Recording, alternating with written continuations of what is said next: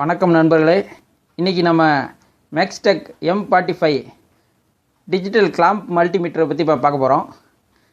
இது வந்து electrical purpose, electronics purpose ரெண்டுக்குமே அது மல்டி பர்பஸாக இருக்குது, யூஸ் பண்ணுற மாதிரி இருக்குது.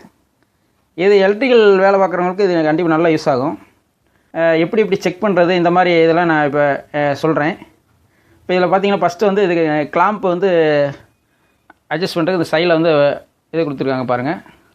இது அமுக்கணும்னா இந்த கிளாம்ப்பு எப்படி விரியும். இதில் வந்து நம்ம கேபிள் உள்ளே இருந்துச்சுன்னா இதோட ஆம்ஸு பார்த்துக்கலாம், ஏசி ஆம்ஸு.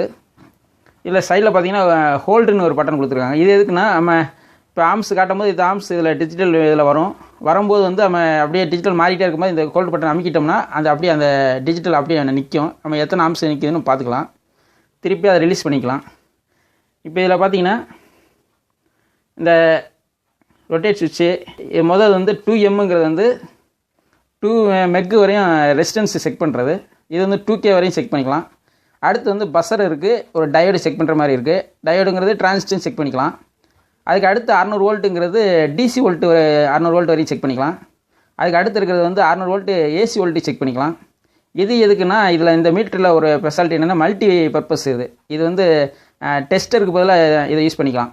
இந்த மோடில் வச்சோம்னா மேலே இருக்கிறதுப்புறம் நம்ம AC amps 600 amps, 20 amps, 2 amps இந்த மாதிரி செக் பண்ணுற மாதிரி இருக்குது. வந்து நம்ம எப்படி இந்த இதில் கீழே பார்த்திங்கன்னா 3 ஹோல்ஸ் இருக்குது. இதில் வந்து இன்னும் ஃபஸ்ட்டு இதில் வந்து ஓம்ஸும் டயோடு இதெல்லாம் நம்ம செக் பண்ணிக்கலாம், டிரான்சிஸ்டர் இதெல்லாம். ரெண்டாவது வந்து காமனு. இந்த மூணாவது வந்து வோல்ட்டு அந்த டெஸ்டர் சொன்னீங்க பார்த்திங்களா, அது நம்ம இதில் யூஸ் பண்ணிக்கலாம். இதை எப்படி யூஸ் பண்ணலான்னு இப்போ பார்க்கலாம் வாங்க. ஃபஸ்ட்டு வந்து நம்ம ஒரு ரெசிஸ்டன்ஸை செக் பண்ணுவோம். ஃபஸ்ட்டு வந்து இந்த காமனில் அந்த வயரை ப்ராப்பர் சொல்லிக்கிறேன், அடுத்து ப்ளஸில் சொல்லிக்கிறேன். அதாவது வோல்ட்னா தான் இதில் சொல்லணும். இப்போ நம்ம ரெசிஸ்டன்ஸ் செக் பண்ணுறதுனால இதில் சொல்லிக்கலாம். இப்போ வந்து ஒரு ரெசிஸ்டன்ஸ் உங்கள்கிட்ட நான் காட்டுறேன் பாருங்கள்.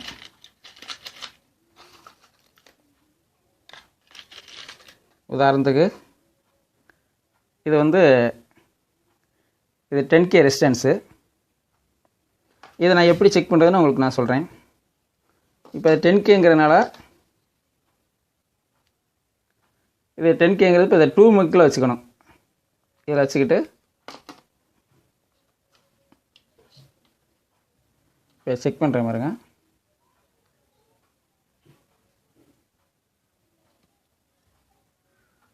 டென்னுன்னு காட்டுது பாருங்கள். 10 9 அது வந்து என்னென்னா ஒரு இது 0.5 வந்து கொஞ்சம் டிஃப்ரெண்ட் இருக்கும். இது வந்து 10K.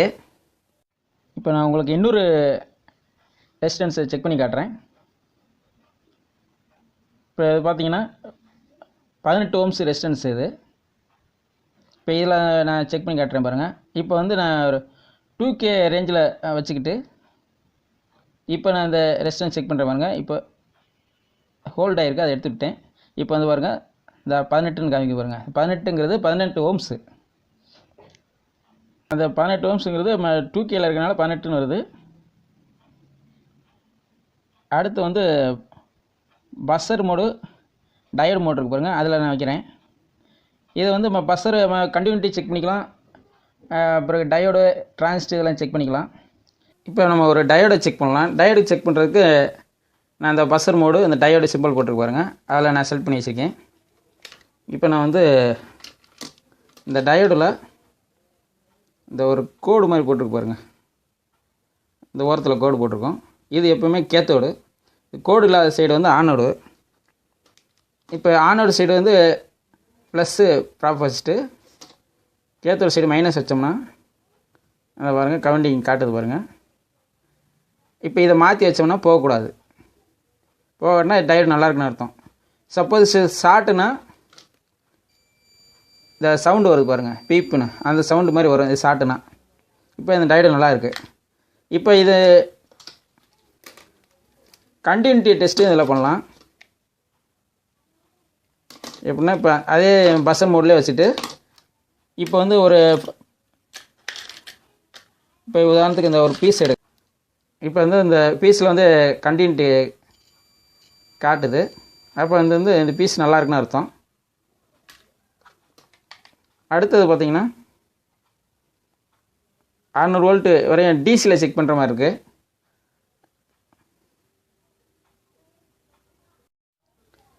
இப்போ வந்து நம்ம டிசி வோல்ட்டேஜ் நம்ம செக் பண்ண போகிறோம்.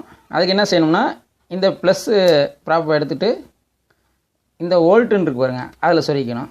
சொருனா தான் அது டிசி வோல்ட்டேஜ் செக் பண்ண முடியும். உதாரணத்துக்கு இது 12 வோல்ட் எலிமீட்டர் வச்சுருக்கேன். இதில் நான் செக் பண்ணி காட்டுறேன். அதாவது மைனஸில் வச்சுருங்க, ப்ளஸ்ஸில் வச்சுருங்க. பாருங்கள், இப்போ வந்து 16 வோல்ட்டு காமிக்குது. இப்போ லோடு கொடுக்காதனால அந்த கண்டென்சர் டிசி வோல்ட்டில் போட்டுக்கனால கூட காமிக்குது. லோடு கொடுக்கும்போது 12 வோல்ட்டாக காட்டும். அடுத்து வந்து ஏசி வோல்ட் எப்படி செக் பண்ணுறதுன்னு சொல்கிறேன். இப்போ அந்த ஏசியில் அதை செலக்ட் பண்ணி வச்சுக்கோங்க. இப்போ வந்துக்கிட்டு இந்த பாருங்கள், போர்டில் ஏசி வோல்ட்டு நான் செக் பண்ணுறேன்.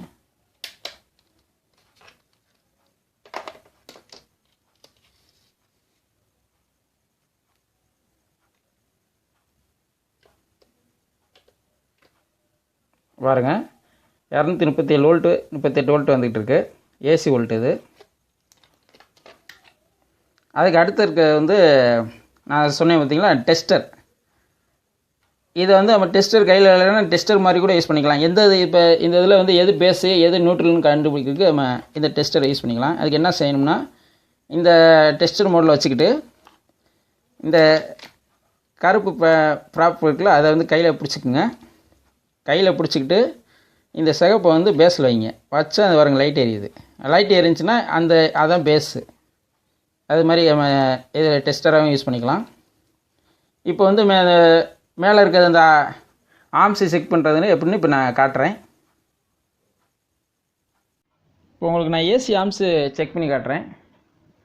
இதில் ஏசி 20 ஆர்ம்ஸில் நான் செலக்ட் பண்ணி வச்சுருக்கேன்.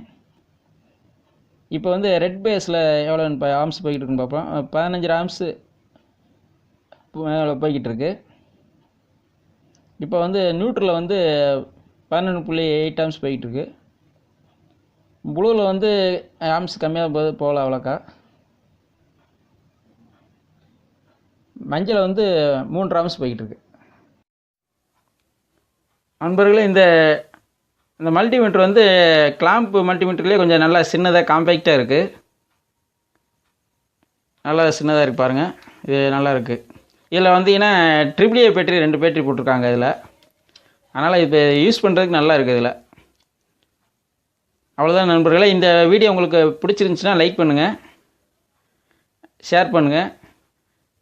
மீண்டும் வேறு வீடியோவில் நம்ம சந்திப்போம். நன்றி, வணக்கம்.